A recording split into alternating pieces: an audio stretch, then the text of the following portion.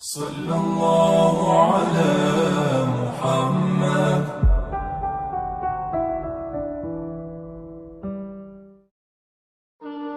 جناب عمر کا نام صرف کام نہیں، حضرت عمر کا نام انقلاب برپا کر دیتا ہے۔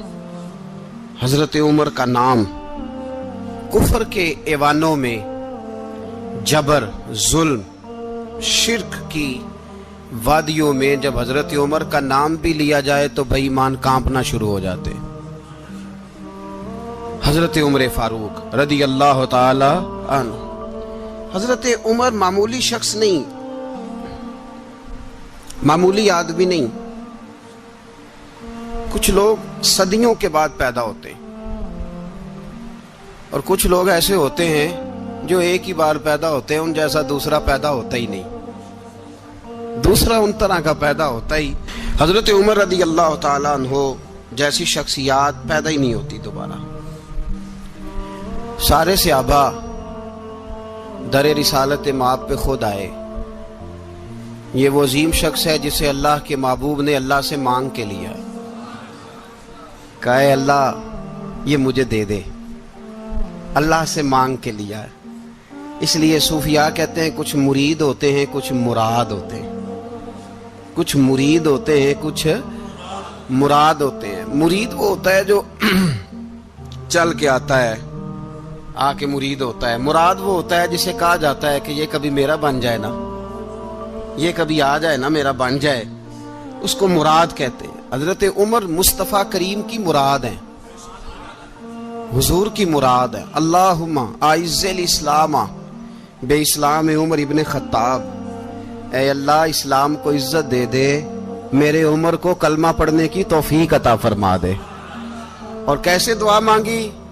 او یار حضرت عمر کی تو اس فضیلت کا کوئی جواب نہیں دے سکتا، میرے رسول پاک علیہ السلام سب کے لیے ہی دعا مانگتے ہیں نا، حضور کی دعا عام ہے، لیکن مصطفیٰ کریم نے کعبے کا غلاف تھام لیا اور غلاف کعبہ کو حضور نے سینے سے لپٹایا اور سینے سے چمٹا کے کہا اے اللہ میں نے تو کبھی سوال ہی زیادہ نہیں کیے، میں کرنے آیا ہوں، مجھے عمر دے دے، عمر دے دے۔ حضور نے مانگ کے لیا۔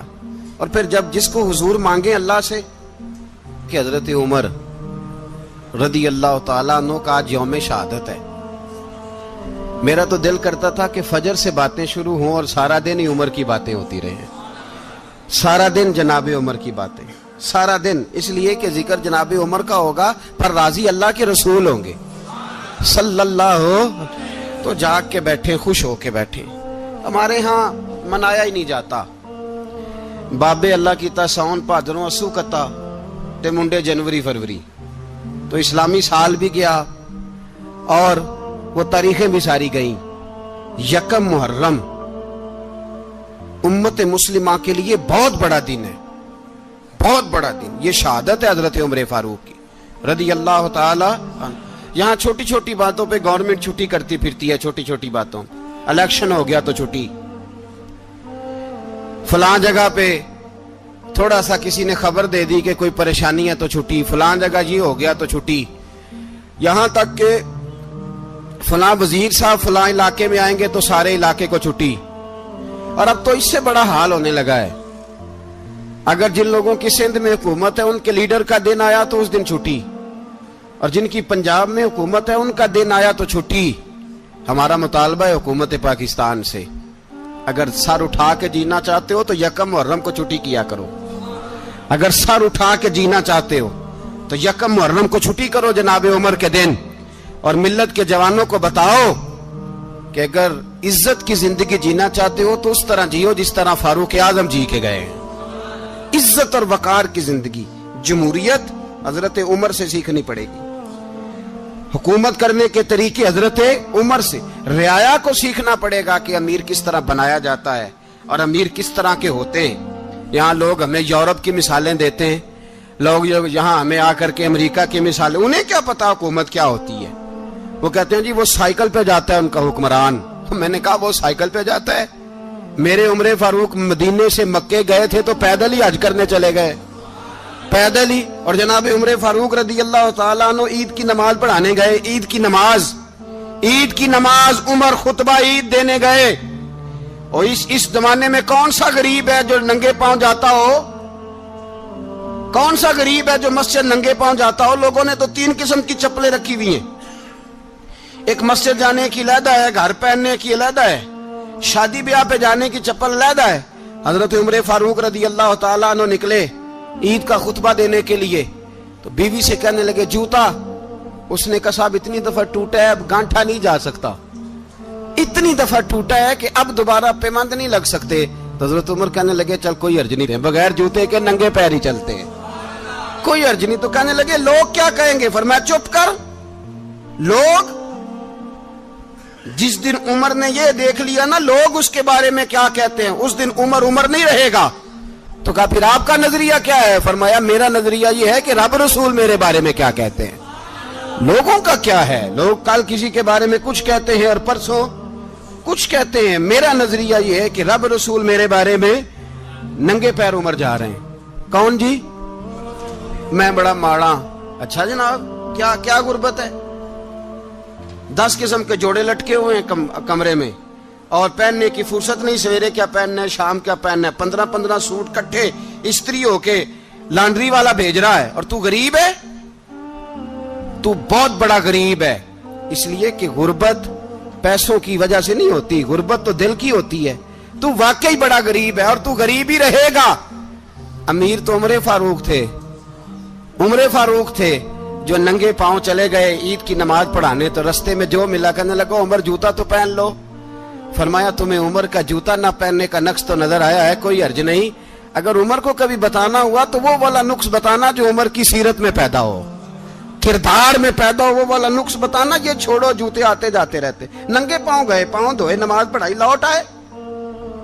او بھائی یہاں تو ہمارا بناؤ سنگار اترنا، جتنی توجہ کپڑوں کی طرف ہے اتنی توجہ کبھی ہماری علم کی طرف ہوتی نا، جتنا ذوق شوق ہمارا بناؤ سنگار کی جانب ہے، اتنا بناؤ سنگار کبھی ہمارا اخلاقیات کی جانب ہوتا تو معاملات بڑی حد تک سنورے ہوئے ہوتے۔ حضرت سیدنا فاروق اعظم رضی اللہ تعالی اپنی زندگی کو ترتیب دیا، ایک دن بھی خلافت نہیں مانگی اللہ سے۔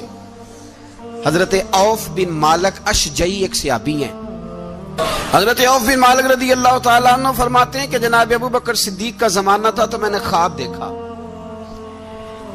میں نے خواب میں جناب عمر کو دیکھا، اور میں نے دیکھا کہ کوئی کہنے والا کہہ رہا ہے کہ عمر وہ ہے کہ اللہ کے رستے میں کوئی اسے جتنا مرضی برا بھلا کہے یہ پرواہ نہیں کرتا۔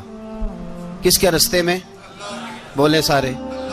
اس کا مطلب ہے اللہ کے رستے میں لوگ برا بھلا بھی، قرآن مجید نے کہا وَلَا يَخَافُونَ لَوْمَةَ لَائِمٍ، کچھ لوگ ایسے ہیں جو برا بھلا کہنے والوں کی پرواہ نہیں کرتے۔ آپ یقین کریں اگر پرواہ شروع ہو جائے نا تو دین کا کام ختم ہو جائے، نہ کوئی تقریر کرے، نہ کوئی تدریس کرے، نہ کوئی پیری مریدی کرے، ختم ہو جائے اگر باتوں کی پرواہ ہو۔ لیکن وہ پرواہ، حضرت عوف بن مالک اشجعی کہتے ہیں میں نے خواب میں دیکھا کہ عمر وہ ہے جو کسی کی پرواہ، اور دوسری بات میں نے یہ دیکھی کہ عمر خلیفہ بنے گا، اور تیسری بات میں نے خواب میں یہ دیکھی کہ عمر شہید بھی کیا جائے گا، عمر شہید بھی ہوگا۔ یہ میں نے 3 باتیں خواب میں دیکھی۔ فرماتے ہیں میں نے آ کے خواب حضرت ابو بکر صدیق کو سنائی، وہ خلیفہ تھے، وہ کہنے لگے ٹھہر جا میں عمر کو بلاتا ہوں، اس کے سامنے دوبارہ سنانا، اس کے سامنے۔ فرماتے ہیں میں نے بلایا حضرت عمر فاروق کو، آ کے بیٹھے، خواب شروع ہوا۔ کہ ایک بات تو میں نے یہ دیکھی کہ آپ ملامت کرنے والے کی پرواہ نہیں کرتے، دوسرا آپ خلیفہ بنے گے۔ جناب عمر کہنے لگے چپ کر، ابو بکر کے سامنے ہی کہہ رہا ہے، چپ کر، خلیفہ کے سامنے ہی کہہ رہا ہے۔ تو حضرت ابو بکر صدیق کہنے لگے عمر اسے کہنے دو، مجھے لگتا ہے رب کی رضا یہی ہے کہ میرے بعد اگر مصطفیٰ کا منبر ملے تو عمر کو ملے، اسے کہنے دو۔ یار یہاں تو لوگ ڈینگے مارتے ہیں، یہاں تو لوگ دعوے کرتے ہیں میرے سامنے فلانے کو بھی بٹھاؤ، فلانے کو بھی بٹھاؤ، اس کو کیا پتا، اس کو کیا پتا، یہ تو بڑکے مارنے کا دور ہے۔ حضرت عمر رضی اللہ تعالیٰ عنہ کو تیسری بات کہی، حضرت عوف بن مالک نے کہا آپ شہید کیے جائیں گے، میں نے خواب دیکھی ہے۔ نیک لوگوں کے خواب بڑی حد تک سچے ہوتے ہیں، کہا میں نے خواب دیکھی ہے۔ تو حضرت عمر کہنے لگے شہید تو دلیر لوگ ہوتے ہیں، शहीद तो दलेर, जिसे सारा जमाना दलेर कह रहा है, वो अपने बारे में क्या कह रहे हैं? कहते हैं शहीद तो दलेर, मैं तो काहिल सा आदमी हूँ, सुस्त आदमी हूँ, मैं तो इतना काम ही नहीं करता, तो ये ख्वाब तूने जो ठीक देखा है ना, फिर से देखना। तो अबू बकर सिद्दीक फरमाने लगे, आजिज़ी ना कर, इनकिसारी ना कर, तो जो कह रहा है ठीक कह रहा है, लेकिन मुझे सुन के शुक्र भी हुआ है और अफसोस भी हुआ है। अफसोस इस बात का कि तेरे जैसा बतले अजीम चला जाएगा, और शुक्र इस बात का कि रब तुझे जिंदगी भी एजाज वाली देगा, और शहादत की मौत दे के अल्लाह तुझे मौत भी इज्जत वाली अता फरमाएगा। अल्लाह मौत भी तुझे इज्जत वाली देगा, तुझे काहिलों जैसी मौत अल्लाह। हजरत फारूक आजम रदी अल्लाह, ओ भाई यहां तो इस जमाने का सबसे बड़ा मसला प्रोटोकॉल है। लोगों को पता होता है कामिल पीर है, कामिल मुर्शिद है, लोग नहीं जाते। मैं किसी का मुरीद हो जाऊं, मेरा प्रोटोकॉल किधर गया? पता होता है ये कामिल उस्ताद है, मैं इसके पास बैठूंगा तो मेरी तरबियत करेगा, लेकिन लोग शागिर्द नहीं बनते। मैं किधर गई? ये जो प्रोटोकॉल की मुसीबत है ना, इसने बड़े बड़े लोग जीरो कर दिए, बड़े बड़े लोग। और ये मत समझे कि आपका वजीर आजम प्रोटोकॉल लेता है या आपका सदर प्रोटोकॉल, वुज़ारा, ऐसी कोई बात नहीं। हम छोटे तबके से लेकर बड़े सारे प्रोटोकॉल के कायल हैं। हमारा तो दामाद भी कहता है कि मुझे पूछा नहीं, मैं तुम्हारे घर क्यों आऊं। हमारा तो भाई हर शख्स ऐलान करता है प्रोटोकॉल का, फलाने ने इज्जत नहीं दी तो वापस आ जाओ, फलाने ने सलूट नहीं किया तो वापस आ जाओ। लोग जहां सलूट करना चाहिए वहां भी सलूट कराने के कायल हैं। पर हजरत उमर रदी अल्लाह ताला, हजरत उमर की सादगी और फिर जनाब उमर की आजिज़ी, जब इंसान अपने ऊपर सवार कर लेता है ना, सवार कर लेता है, मैं बदकार पुराना खादम, किसे दर मिली निट होई, इते वासफ यार ने नजर जो की थी ते वासफ वासफ ही। मैं अक्सर सोचता हूँ, हुजूर ने जहां भी कहा ना, फरमाया मेरे बाद नबी होते तो खताब के बेटे उमर होते।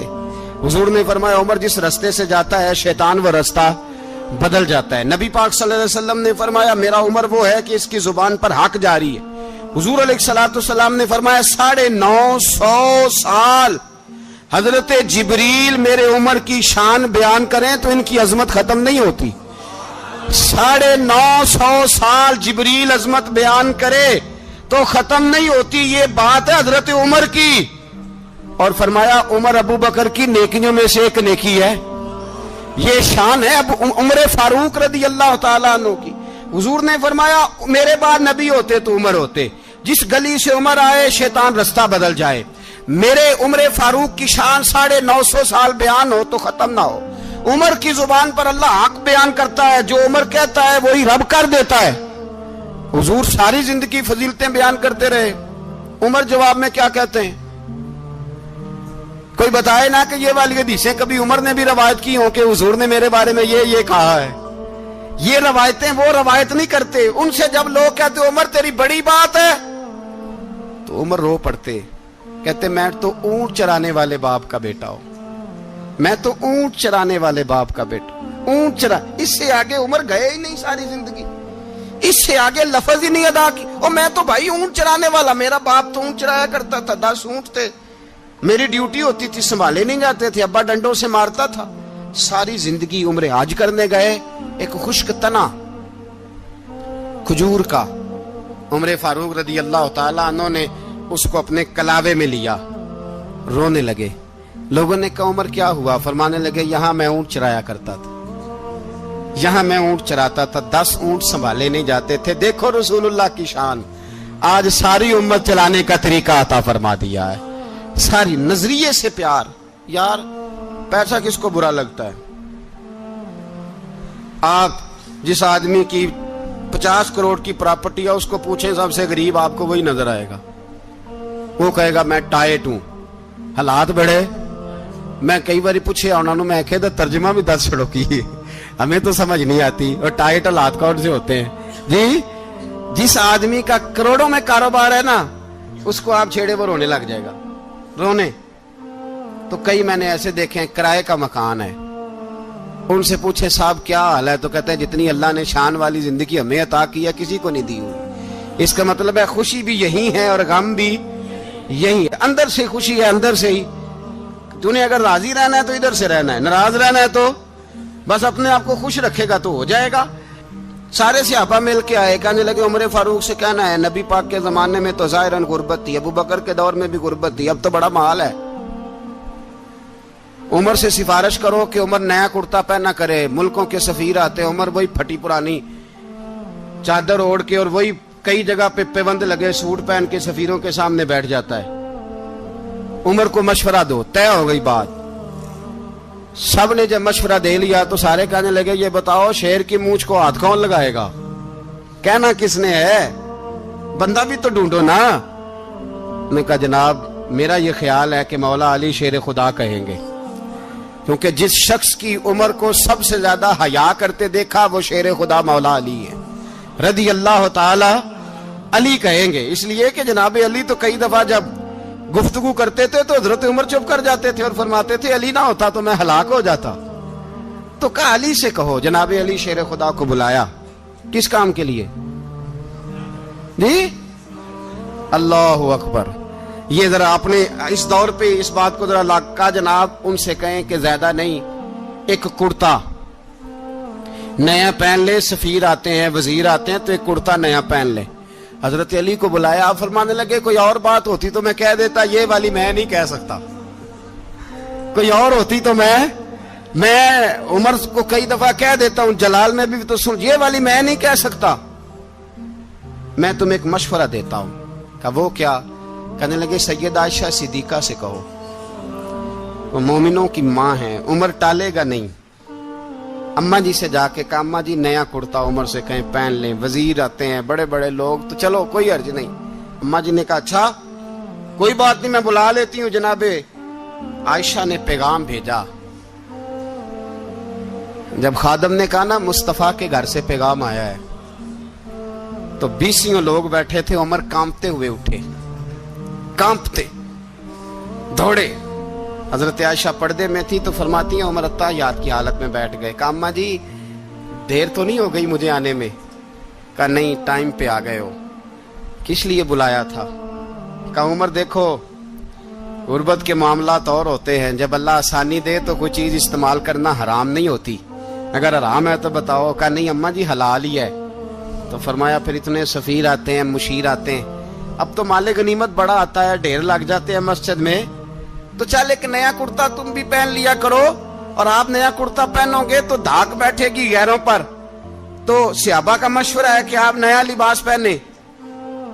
اماں جی کہتی ہے میں نے حکم دیا تو عمر چپ کر گئے، گردن جھک گئی۔ تھوڑی دیر کے بعد سیدنا عمر فاروق نے سر اٹھایا تو داڑھی پہ آنسو گر رہے تھے، رو پڑے، کہنے لگے پاک محبوب کی پاک بیوی جیسے حکم کرتی ہو میں حاضر ہوں، پر مجھے وہ والا لباس پہنانا جو میرے مصطفیٰ نے پسند فرمایا ہے، اگر یہ رنگ رسول پاک کا ہے تو میں حاضر ہوں، اور اگر نبی پاک کا نہیں تو پھر جیسے آپ حکم کریں۔ جناب عائشہ کہتے ہیں عمر روئے تو میں زیادہ روئی، میرا پلو بھیگ گیا آنسوؤں سے۔ میں نے کہا عمر آپ جائیے۔ عمر یوں نکلے تو جو صحابہ کھڑے تھے وہ کونے میں تھے، سارے آ گئے۔ کہا اماں جی کیا بناؤ؟ فرمایا بھائی تم سب جو باتیں کہتے ہو وہ اپنی جگہ ٹھیک ہیں، پر عمر جو بات کرتا ہے وہ سب سے زیادہ ٹھیک ہے۔ عمر جس پہلو پر بات کرتا ہے وہ یار ایسی عاجزی، ایسا رنگ، ایسا انداز، ایسا طرز حیات، ایسی زندگی۔ اولاد کے معاملے میں لوگ بزدل ہو جاتے ہیں، بزدل، پر حضرت عمر کا بیٹا مصر گیا، وہاں سے کمائی کر کے لایا، تجارت کرنے گیا، لاکھوں کا مال۔ کون سا باپ ہے دنیا میں جس کا بیٹا باہر سے پیسے لے کے آئے تو ابا تفصیل پوچھے کہ بیٹا کہاں سے کمائے، کہاں سے لایا، کتنے ملے، کیوں آئے؟ کون سا باپ تفصیل پوچھتا ہے؟ ابا تو کہتا ہے لا صحیح، اور تعریفیں کرتا ہے میرا بیٹا بڑی کمائی کرتا ہے۔ کبھی پوچھا ہے اس سے کہ ڈیوٹی صحیح دیتا ہے کہ نہیں؟ کبھی پوچھا ہے کہ تو ایمانداری کی روزی لاتا ہے کہ حرام کی کماتا ہے؟ یہ باپ کی ذمہ داری ہے، یہ اماں کی ذمہ داری ہے۔ پھر کہتا ہے بیماری کیسے آ گئی، پریشانی کیسے آ گئی؟ تو نے کبھی سوال کیا اپنی اولاد سے؟ حضرت عمر فاروق رضی اللہ تعالیٰ عنہ کا بیٹا مصر سے پیسے کما کے لایا تو جناب عمر نے بلایا، فرمایا بیٹے اتنی تو تیرے پاس راس ہی نہیں تھی، تھوڑے سے تو پیسے لے کے گیا تھا، اتنی کمائی کیسے ہو گئی؟ اتنے تو پیسے نہیں تھے صاحب، کہاں سے کمائی لائے؟ اس نے کہا ابا جی وہ جو میرے چچا ہے نا مصر کے گورنر آپ کے دوست انہوں نے میری مدد کی ہے. فرمایا جتنے لوگ گئے تھے سب کی ہے مدد اس نے؟ کہا نہیں صرف میری کی. فرمایا تیری کیوں کی؟ تیری کیوں کی؟ کہا حضور آپ کے دوست ہیں. فرمایا چپ کر حضور انہوں نے مجھے اتنے پیسے دیے میں نے کاروبار میں ڈالے تو نفع آیا تو میں ان کی رقم دے کے. فرمایا خاموش ہو جا باقی جتنے لوگ گئے تھے سب کی مدد کی اس نے؟ کہا نہیں حضور صرف میری کی. فرمایا اس نے تیری مدد نہیں کی اس نے خلیفہ کے بیٹے کی مدد کی اس لیے کہ وہ خلیفہ کو اپنے حق میں نرم کر سکے. فرمایا آدھا مال تیرا ہے آدھا مال غنیمت کا ہے مال خزانہ کا ہے مسلمانوں کا ہے اس لیے کہ تو جو وہاں سے مال کما کے لایا ہے وہ اپنے باپ کے خلیفہ ہونے کی وجہ سے کما کے لایا ہے لہذا رکھ ادھر. یہاں کہتے ہیں کدھر سے آیا کیسے آیا کون سا حساب دیں کیا کریں. او بھائی حضرت عمر رضی اللہ تعالیٰ عنہ کا اپنی اولاد کے بارے میں یہ رنگ ہے. ایک جنگ سے نا خوشبو آئی. خوشبو بڑی مہنگی ہوتی تھی عرب میں خوشبو آج بھی بڑی مہنگی ہے وہ زیادہ استعمال کرتے ہیں. میری باتوں کی سمجھ آ رہی ہے میرے بھائی؟ بڑی مہنگی خوشبو تھی. جب وہ خوشبو آئی تو حضرت عمر نے کہا گھر میں پہلے پہنچی حضرت عمر کے چونکہ زیادہ عورتیں استعمال کرتی تھی گھر کے اندر خوشبو مرد بھی لگاتے تھے. حضرت عمر نے اپنی بیوی سے کہا آپ کی زوجہ جو تھی وہ بڑی خوشبو کو پسند کرتی تھی. حضرت عمر نے اپنی زوجہ سے کہا کہ خوشبو لاؤ میں نے ایک عورت کی ڈیوٹی لگائی ہے وہ خوشبو تول کے نا تو حصہ برابر صحابہ میں بانٹ دے گی. تو آپ کی زوجہ کہنے لگی کسی بی بی کی ڈیوٹی لگانے کی کیا ضرورت تھی میں جو موجود تھی میں بانٹ دیتی ہوں تول کے حصہ برابر. آپ نے فرمایا نہیں تو رہنے دے اور فلانی بی بی بانٹے گی. کہا حضور میں نے بھی بانٹنی ہے میرے پہ کچھ حق ہے؟ آپ نے فرمایا نہیں تو تفصیل نہ پوچھ تو خوشبو دے دے کوئی اور بانٹے گی. خاتون خانہ تھی نا کہنے لگی نہیں مجھے بھی آج آپ کو بتانا ہی پڑے گا کہ کوئی جو بانٹ سکتی ہے تو میں کیوں نہیں بانٹ سکتی. زوجہ کہتی عمر نے بات کی تو میری چیخیں نکل گئی. حضرت عمر فرمانے لگے جب تو خوشبو بانٹے گی نا تیرے ہاتھوں کو بھی لگے گی تیرے دوپٹوں کو بھی لگ جائے گی. اگر رب کریم نے مجھ سے سوال پوچھا کہ عمر خوشبو تو مسلمانوں کی تھی تیری بیوی کے دوپٹے کو کیوں لگ گئی تو میں اللہ کے حضور کیا جواب دوں گا. اگر اللہ نے یہ سوال کیا کہ تیری بیوی نے کیوں لگائی وہ تو حصہ تھا مسلمانوں کا تو نے تیری بیوی نے کیوں لگائی. تو فرمایا میں نہیں چاہتا کہ اللہ کے حضور مجھے اور تجھے باز پرس ہو لہذا کسی اور کو بانٹنے دے.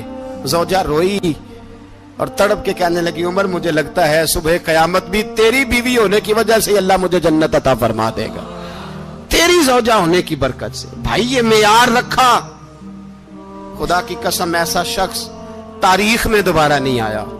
اتنا بڑا آدمی اتنا بڑا شخص اتنا بڑا آدمی اور پھر رنگ یہ ہے کہ عمر 22 لاکھ مربع میل کا حکمران 22 لاکھ اور کھجور کے درخت کے نیچے مٹی کا ڈھیلا لے کے سو گئے ہیں پرواہ کوئی نہیں کوئی مسئلہ ہی نہیں.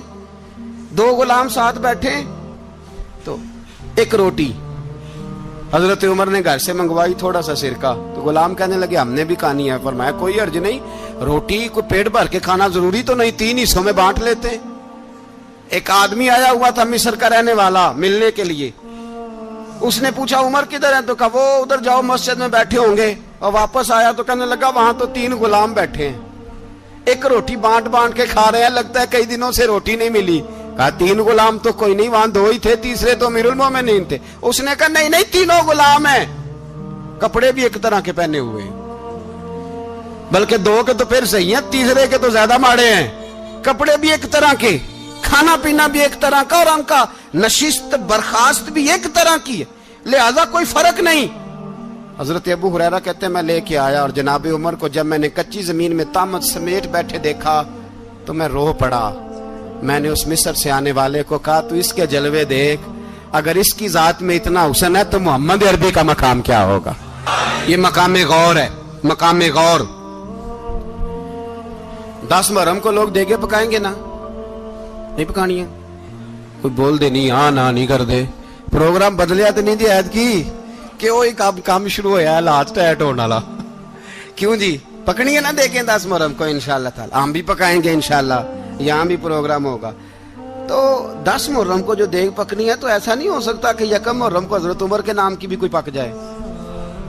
اگر امام حسن حسین کے نام کی دیگیں پکے تو جو امام حسن حسین سے پیار کرنے والے ہیں, جو امام حسن حسین سے, ہم لوگوں نے بھی عجیب رٹا اپنایا ہے نا. ہم لوگ بات کا ایک پہلو دیکھتے ہیں, دوسرا نہیں دیکھتے.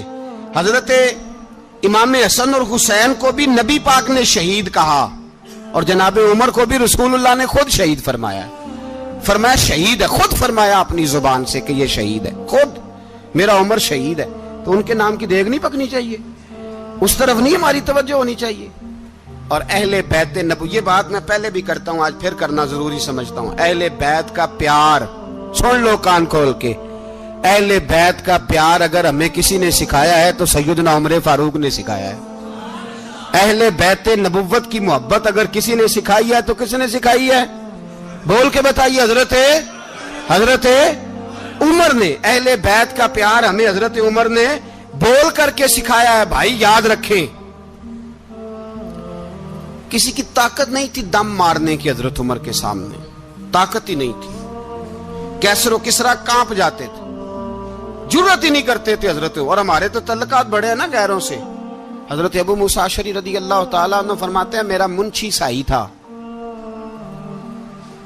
وہ کاتب کہتے تھے وہ لوگ, میرا حساب کتاب عیسائی تھا. تو فرماتے ہیں ایک دن میں نے وہ سارا حساب کتاب لین دین کے حضرت عمر کو دکھائے تو فرمانے لگے جس نے لکھے ہیں اس کو بلاؤ. کہنے لگے حضور مسجد نہیں آ سکتا. کیوں نہیں آ سکتا؟ کہنے لگے وہ عیسائی ہے. کہتے ہیں حضرت عمر جلال میں آ گئے. آپ فرمانے لگے جنہیں رب دور کرتا ہے تم کیوں قریب کرتے ہو؟ جنہیں اللہ دور کرتا ہے. فرمایا تم غیروں کو اگر عہدے دو گے تو اپنوں کا کیا بنے گا؟ اگر تم غیروں کو عہدے دو گے تو اپنوں کا. یہ سوچ ہے جو آج برما کے مسلمانوں کے لیے بھی ضروری ہے. کہا اگر تم غیروں کو عہدے دو گے تو اپنوں کا. ہم نے غیروں کو عہدے دیے تو دیکھا نا اپنے کس طرح کاٹے جا رہے ہیں. غیروں کو جو عہدے دے دیے, یرانے سارے غیروں سے روز دعویٰ ہوتا ہے چین ہمارا سجن ہے, چین ہمارا دوست ہے. او بھائی دوست ہے تو اس سے کہو نا کہ برما تو تمہاری ایک چھوٹی سی ریاست ہے, چین کے بغیر تو وہ سانس بھی نہیں لے سکتا. اس کو کہو نا اس حکومت پہ دباؤ ڈالے. لیکن ہم لوگوں نے غیروں کو عہدے دیے تو اپنے پس گئے. حضرت عمر کہتے تھے ذمی کا ہم ادب کریں گے, ذمی کافر کا ہم, ایسا کافر جو مسلمان ریاست کو قبول کرے, بدامنی نہ پھیلائے. ایک آدمی کو آپ نے دیکھا آنکھوں سے نابینا ہے اور بھیک مانگ رہا ہے, تو حضرت عمر کو نظر آ گیا. فرمایا کون ہو؟ اس نے کہا میں یہودی ہوں.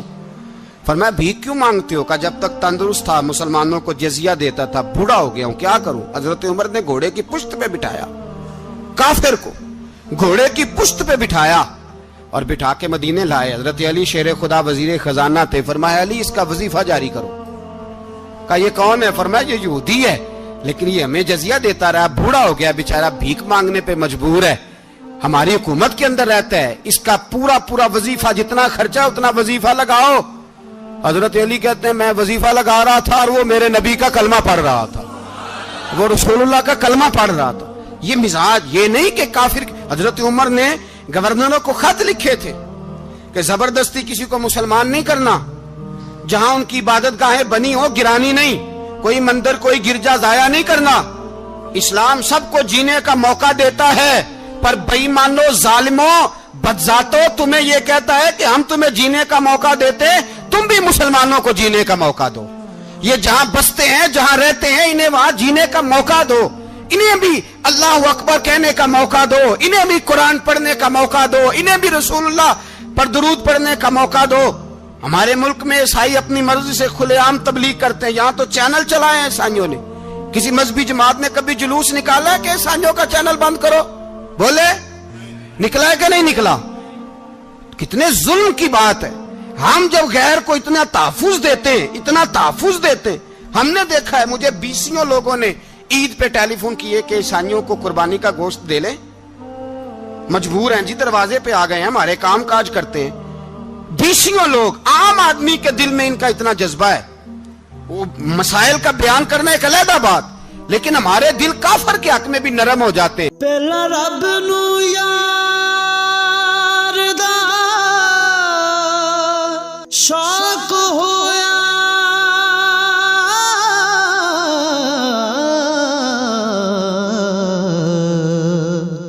نبی پاک دا کرن جمال مائیں آیا وہی لے کے ہویا ترت حاضر تے لیا یار نے یار نو پھال مائیں۔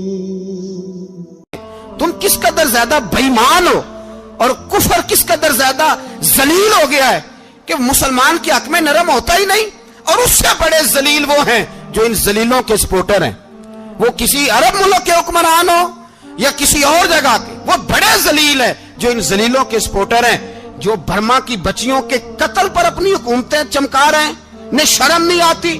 اس قدر مسلمان تڑپا ہے لیکن ان بے غیرتوں کو ذرا ہوش نہیں آئی، اور یہ ان کے کماش، ان کے دلال جو ہر جگہ ان کی سپورٹ کر کے اپنی حکومتیں قائم کرتے ہیں، بے ایمانوں کو پتہ نہیں کہ کب ان پر اللہ کا عذاب اترے گا اور کس طرح ان کے پرخشے اڑیں گے۔ تمہیں اپنی ذلت اور رسوائی نظر نہیں آ رہی کہ زمین کس طرح تمہارے لیے تنگ ہو گئی ہے؟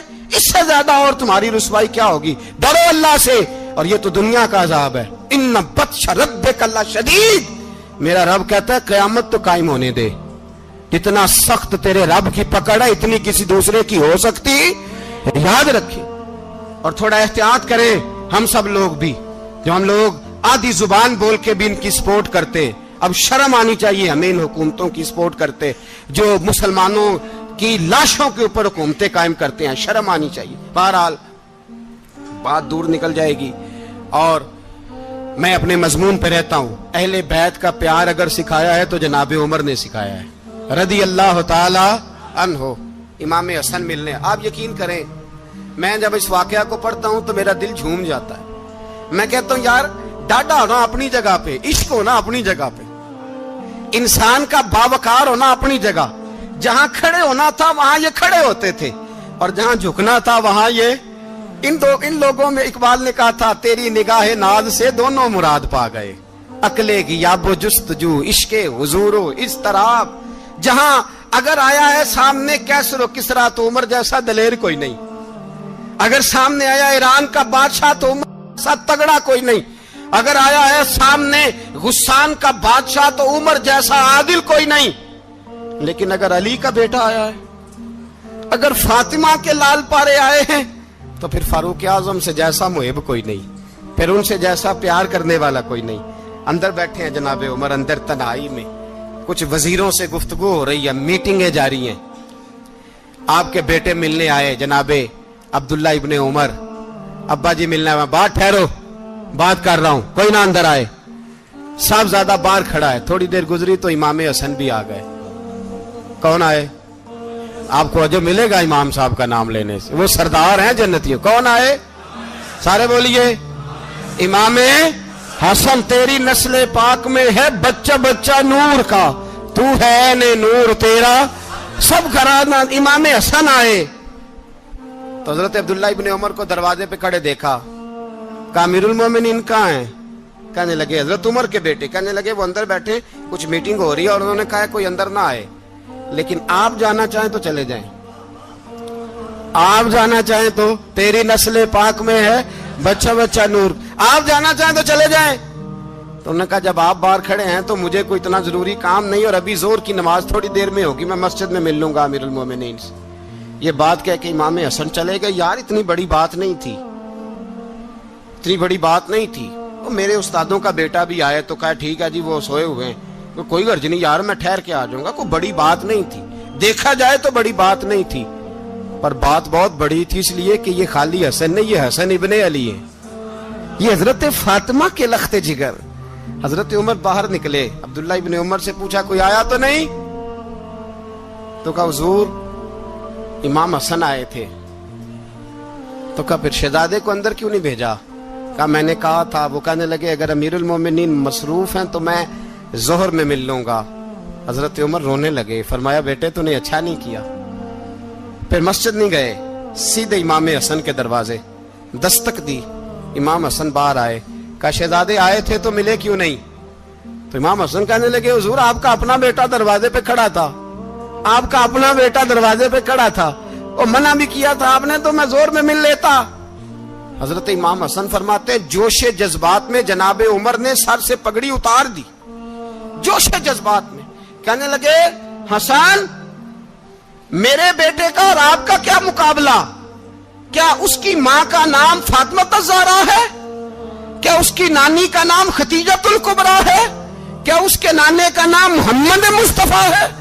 آپ کا اور اس کا کیا مقابلہ؟ پھر رو پڑے اور کہنے لگے بیٹے میں مکے کے صحراؤں میں اونٹ چرایا کرتا تھا، یہ جو میرے سر پر عزت کے بال ہیں یہ تیرے نانے کے اگائے ہوئے، میں مکے کے خبردار شہزادے خبردار۔ او بھائی اہل بیت نبوت کے ادب کا رنگ اگر سکھایا ہے تو سیدنا عمر نے سکھایا ہے۔ حضرت عمر فاروق اتھارٹی ہے، اسلام کی اتھارٹی۔ یکم محرم حضرت عمر کی شہادت ہے۔ یہودی بول اٹھا، کافر بول اٹھا، اگر 6 مہینے عمر دنیا میں اور رہتے تو دنیا میں کوئی کافر موجود نہ ہوتا۔ 6 مہینے۔ اور جب اس بطل جلیل کا جنازہ اٹھا، اللہ بخاری پڑھیے نا، اللہم ارزقنا شہادتا فی سبیلک، اللہ بسترے کی موت نہ دینا، شہادت کی دینا۔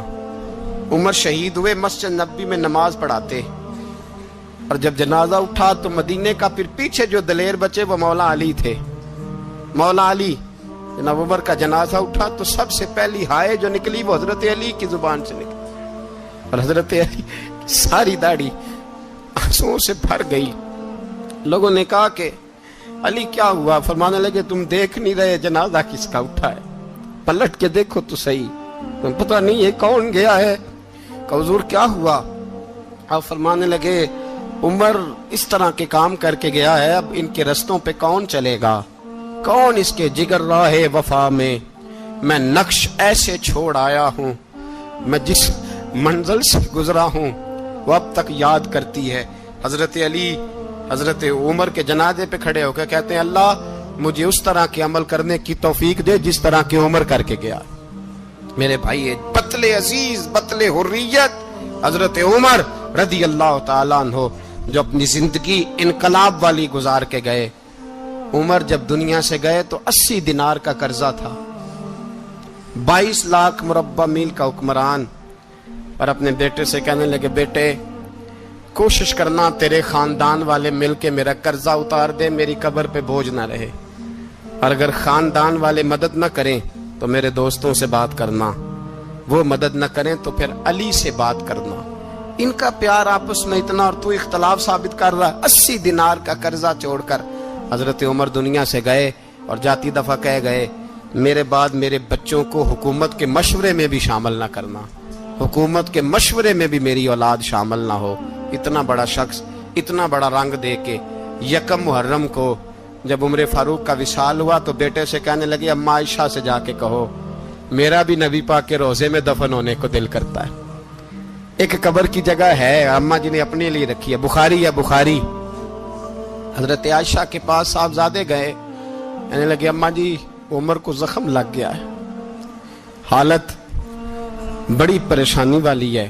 وہ کہتے ہیں اگر اماں اجازت دیں۔ سید عائشہ رو پڑی، فرمانے لگی کہ اپنی قبر کی جگہ تو نہیں نہ کسی کو دیتا، پر عمر نے کمال ہی بڑا کیا، اسے کہو جاؤ گنبد خضرا میں قیامت تک جو مصطفیٰ پہ اور ابو بکر پہ سلام پڑے گا وہ تجھ پہ بھی سلام پڑھ کے جائے گا، جاؤ میں نے جگہ دی۔